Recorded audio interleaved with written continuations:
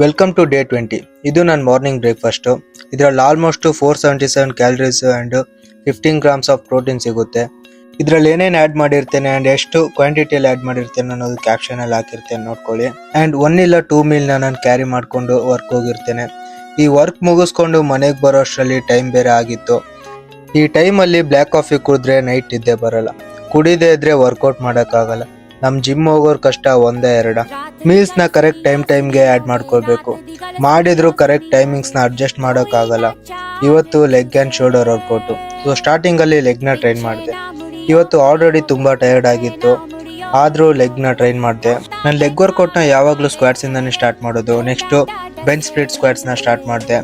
Total ಆಗಿ ನಾನು ಲೆಗ್ಗೆ 6 variation ಮಾಡ್ಕೊಂಡು ನೆಕ್ಸ್ಟ್ ಶೋಲ್ಡರ್ ನ ಟ್ರೈನ್ ಮಾಡಿದೆ. ಶೋಲ್ಡರ್ಗೆ ಜಾಸ್ತಿ ಇಲ್ಲ, ಓನ್ಲಿ 4 ವೇರಿಯೇಷನ್ ಮಾಡಿದೆ. ವರ್ಕೌಟ್ ಎಲ್ಲ ಕಂಪ್ಲೀಟ್ ಆಗೋ ಅಷ್ಟರಲ್ಲಿ ಆಲ್ರೆಡಿ ತುಂಬಾ ಟೈಮ್ ಆಗಿತ್ತು. ಬೇಗ ಆಪ್ಸ್ ಅಂಡ್ ಫೋರ್ ಆರ್ಮ್ಸ್ ನ ಟ್ರೈನ್ ಮಾಡಿ ಮನೆಗೆ ಬಂದು ನನ್ನ ಮೀಲ್ನ ರೆಡಿ ಮಾಡ್ಕೊಂಡು ಊಟ ಮಾಡಿ ಇವತ್ತಿನ ಡೇ ಎಂಡ್ ಮಾಡಿದೆ.